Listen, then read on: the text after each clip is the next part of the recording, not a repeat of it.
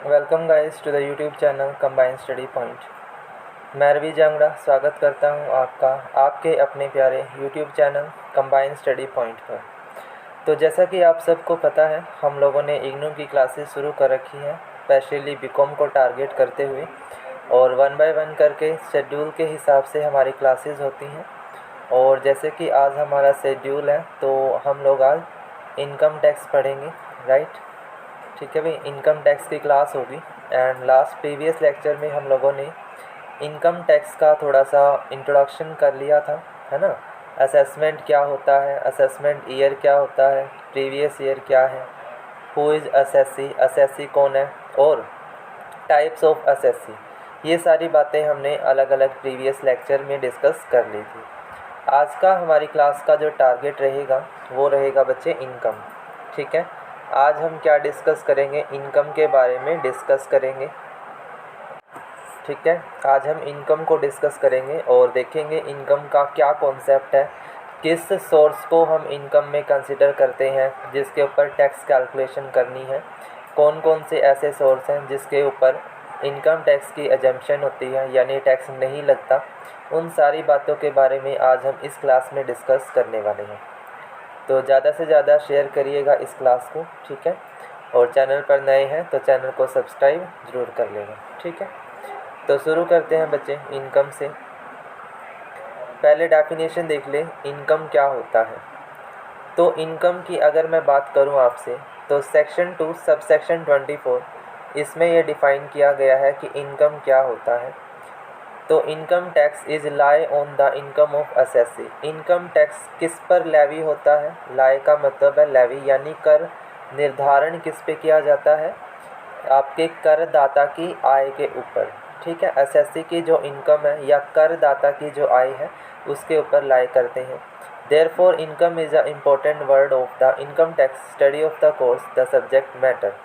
Income tax का अगर पूरा कोर्स हमें पढ़ना है तो उसके लिए इनकम को पढ़ना बहुत ज़्यादा नेसेसरी है, क्योंकि यहाँ से हम लोग क्या सीखते हैं, कौन सी हमारी इनकम है जिसके ऊपर टैक्स कैलकुलेट करना है और कौन सी ऐसी इनकम होती है जिसके ऊपर हमें टैक्स की कैलकुलेशन नहीं करनी है। ये हम डिस्कस इसमें करते हैं, ठीक है। तो शुरुआत करते हैं आगे, ठीक है। तो आई होप सो इनकम का मतलब समझ आया आपको कि इनकम टैक्स के अंदर इनकम को कैलकुलेट करना क्यों नेसेसरी है, क्योंकि हमारा जो एसएससी है उसकी इनकम के ऊपर हम टैक्स कैलकुलेट करते हैं और उसको असेसमेंट ईयर के अंदर असेस किया जाता है, और प्रीवियस ईयर के अंदर हम क्या करते हैं, उसकी इनकम को कैलकुलेट करते हैं। ये मैंने आपको बताया हुआ है, ठीक है। अब आगे देखिए, इनकम को कैसे डिफाइन करते हैं।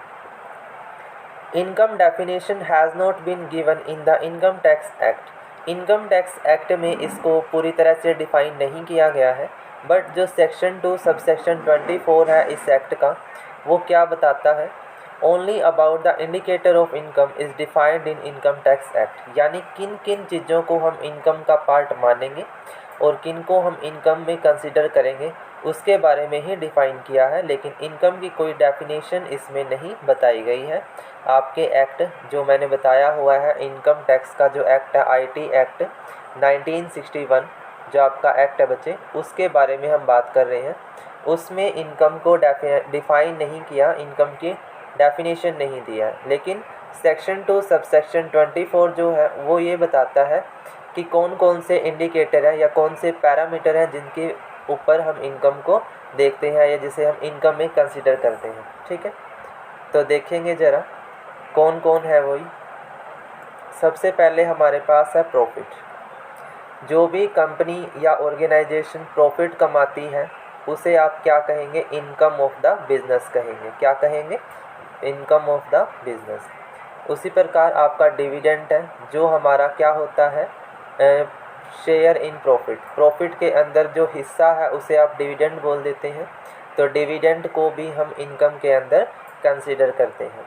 इसके अलावा हमारे पास होता है प्रिक्विजिट्स। प्रिक्विजिट्स क्या होती हैं भाई, आपका जो सैलरी है, सैलरी के अलावा जो भी आपको एम्प्लॉयज़ को, एक एम्प्लॉय को सैलरी के अलावा जिस भी तरह के मॉनेटरी बेनिफिट दिए जाते हैं वो सारे क्या हैं, प्रिक्विजिट्स हैं। यानी जैसे आपका उसको घर रहने के लिए दे दिया, ठीक है, उसको HRA दिया गया, हाउस रेंट अलाउंस, राइट। तो ये जो प्रिक्विजिट्स दिए जाते हैं उन्हीं को हम इसमें कंसिडर करते हैं as a income. Profit in lieu of salary भी इसे बोल दिया जाता है। देन आपका profit from the business, business के दौरान जो भी प्रॉफिट हुआ उसको भी हम इनकम के अंदर कंसीडर कर सकते हैं, ठीक है। आगे देखिए, the definition of income is not defined in reality, what is the income, it is not defined in it. क्या है इनकम, क्या इसका सोर्स है, इसके बारे में कोई डेफिनेशन हमें नहीं बताई गई है। लेकिन अगर हम डिक्शनरी का मीनिंग देखें, डिक्शनरी में अगर हम देखें तो इनकम को कैसे डिफाइन किया जाता है। In the dictionary of income the meaning is earn business land work investment etcetera income is receive. Business के थ्रू, ठीक है, या आपका लैंड के थ्रू, या आपका काम करके जो भी आपने अर्न करा, इन्वेस्टमेंट के थ्रू जो रिसीव करा, वही हमारी क्या है, इनकम है। ये हमारा डिक्शनरी मीनिंग बताता है इनकम के बारे में। मैं दोबारा से बता रहा हूँ, इनकम टैक्स एक्ट के अंदर इसको डिफाइन नहीं किया है, डेफिनेशन नहीं बताई है, ठीक है। आगे देखिए, अब हमारे पास गोपाल शरण Narayan tax versus commissioner of income tax act, ये एक केस है बच्चे। इसमें इनकम को कैसे डिफाइन किया गया था वो देखिए एक बार। The term income simply means something which is comes in. इसने बताया इनकम वो है जो हमारे पास आती है। It is a periodically return with regularity और विद द एक्सपेक्टेड रेगुलरिटी। ये हमें रेगुलर बेसिस पे भी मिल सकती है और एक पर्टिकुलर पीरियड ख़त्म होने के बाद भी मिल सकती है, ठीक है। इसको हम income is to only monetary term, it indicate value of the benefit and perquisites anything which can be reasonably and properly be described of income is taxable under this act। जो भी बेनिफिट, जो भी प्रिक्विजिट्स हमें मिलते हैं as a value of benefit, उन सभी को क्या कहा जा सकता है, इनकम कहा जा सकता है। Include the value of benefit and perquisites which is reasonably and properly describe in the taxable income in the income tax act. जिसको इनकम टैक्स एक्ट ने टैक्सेबल बता दिया गया है इनकम टैक्स एक्ट के अंदर, वो सारे बेनिफिट और वो सारे प्रिक्विजिट्स हमारी इनकम की कैटेगरी में आ जाती हैं। देखिए, exempted under the various provision of the act, the term income include not only what is received by using the property। ये सिर्फ यही शामिल नहीं होता कि प्रॉपर्टी से हमें क्या इनकम मिली है, इसके अलावा इसके अंदर हम अमाउंट सेव को भी शामिल करते हैं, जो अमाउंट हमने बिजनेस से सेव करके रखा है फॉर योर फ्यूचर स्कार्सिटीज़, ठीक है। It can be regarded as the source of accrual of the income. ये हमें इनकम के एक्रूवल के बारे में भी बताता है। फीचर्स ऑफ इनकम, क्या क्या इनकम के फीचर्स हैं। It will be a definite source, यानी ये हमारा डेफिनेट सोर्स है जहाँ से पर्टिकुलरली इनकम होगी ही होगी। जैसे हम कोई बिज़नेस कर रहे हैं तो उसके इनकम जो आ रही है वो डेफिनेट सोर्स है, वो आएगी ही आएगी जब तक बिज़नेस का एग्जिस्टेंस है। Income must come from the outside. Income हमेशा कहाँ से आती है, बिज़नेस के बाहर से आती है, ठीक है। हम अलग अलग पार्टीज से डील करते हैं और उसके बाद इनकम को लेते हैं। देन टेंटेड इनकम, वो भी इसमें शामिल होती है।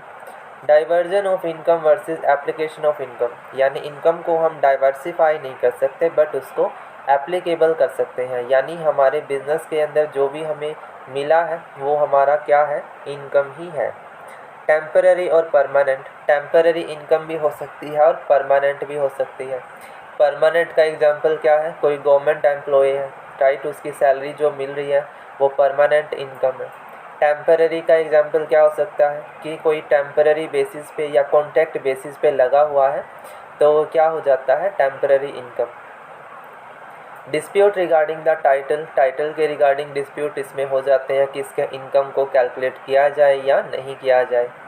इनकम इंक्लूड लॉस, इसमें हम लॉस को भी शामिल करते हैं।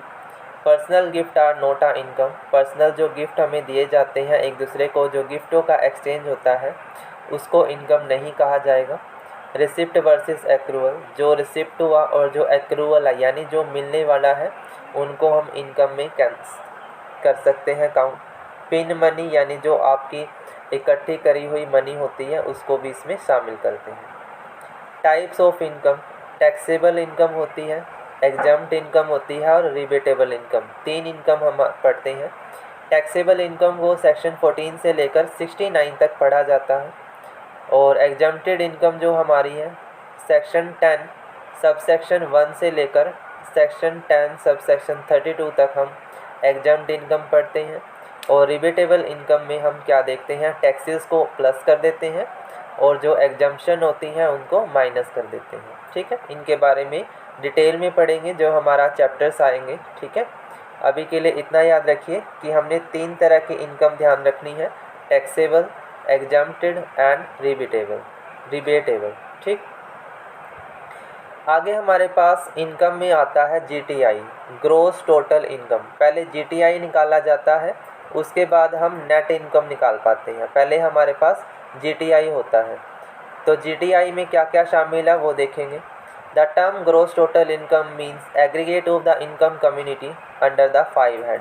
जो हमारे 5 हेड हैं इनकम के, अलग अलग जो प्रोफेशन है उनके हमारे जो 5 हेड हैं इनकी हम कैलकुलेशन करते हैं और इनकी इनकम टैक्स निकालते हैं।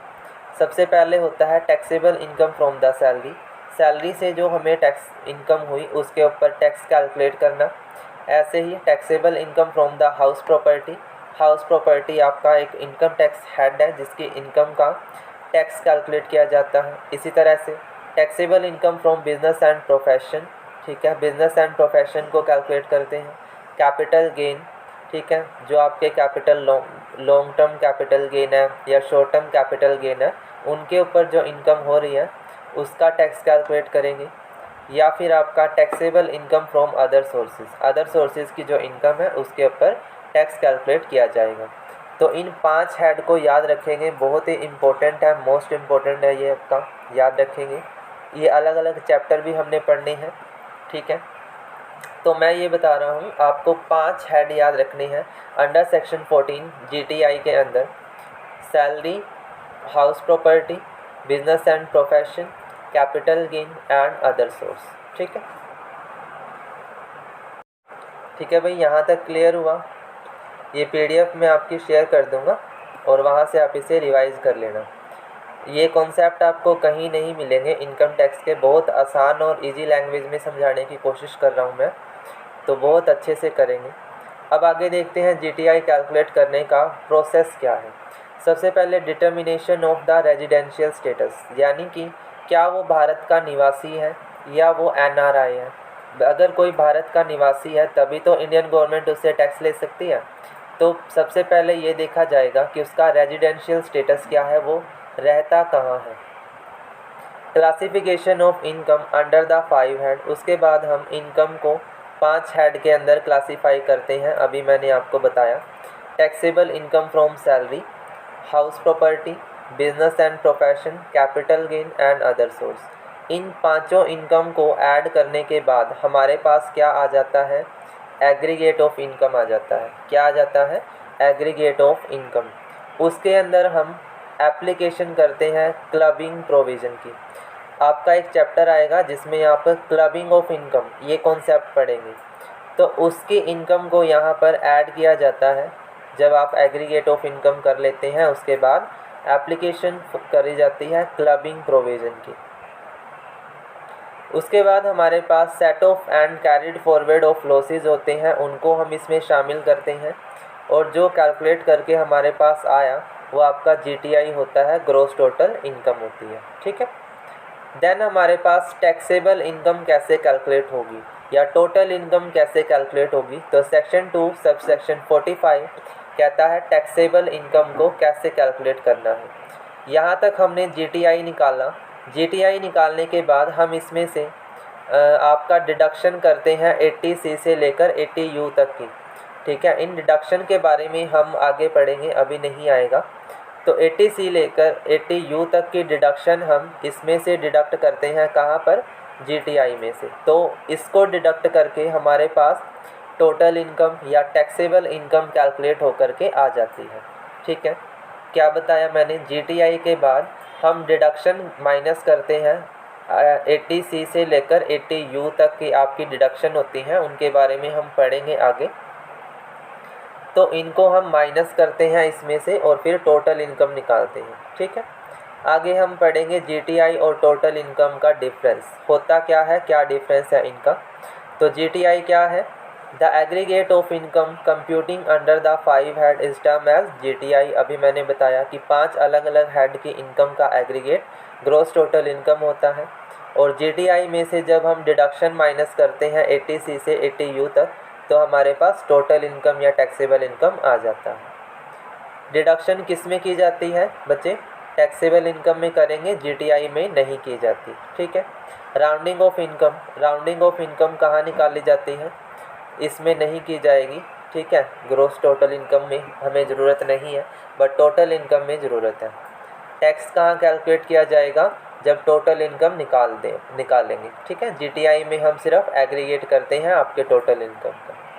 इक्वल और अनइक्वल, GTI हमारा टोटल इनकम से ग्रेटर दैन और इक्वल होना चाहिए, जबकि हमारा टैक्सेबल इनकम टोटल इनकम से कम होना चाहिए GTI से, ठीक है।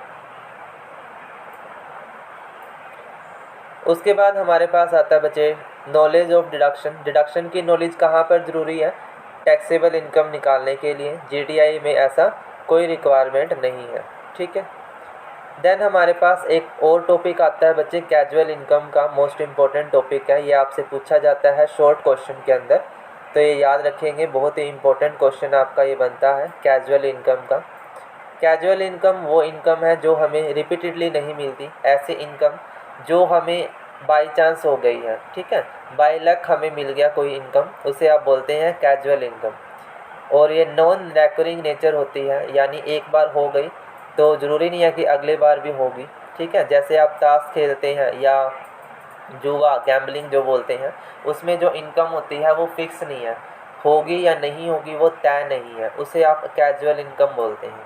If an assessee by chance और without any pre expectation accidentally get the income which is non recurring nature is regarded as a casual income, उसे आप क्या कहेंगे? कैजुअल इनकम कहेंगे। इसके अंदर हम क्या क्या शामिल करते हैं? विनिंग फ्रॉम लॉटरी, लॉटरी से जीता हुआ पैसा, क्रॉसवर्ड पजल से जीता हुआ पैसा, कार्ड गेम से जीता हुआ पैसा, या बैटिंग के दौरान जो इनकम कमाई, वो आपकी सारी की सारी कैजुअल इनकम में आ जाती है, ठीक है बच्चे। ये कैजुअल इनकम है, इसके फीचर देख लें।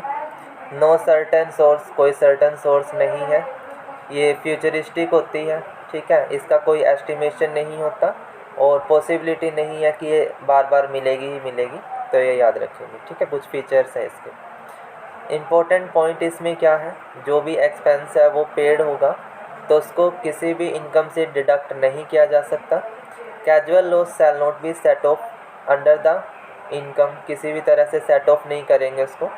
TDS on casual income is deducted, casual income के ऊपर TDS कैलकुलेट किया जाता है, ठीक है। ये कुछ एक पॉइंट है, ध्यान में रखिएगा, कैलकुलेशन में काम आएंगे। तो बच्चे ये था हमारा टॉपिक, तो यहीं पर क्लास को ख़त्म करेंगे।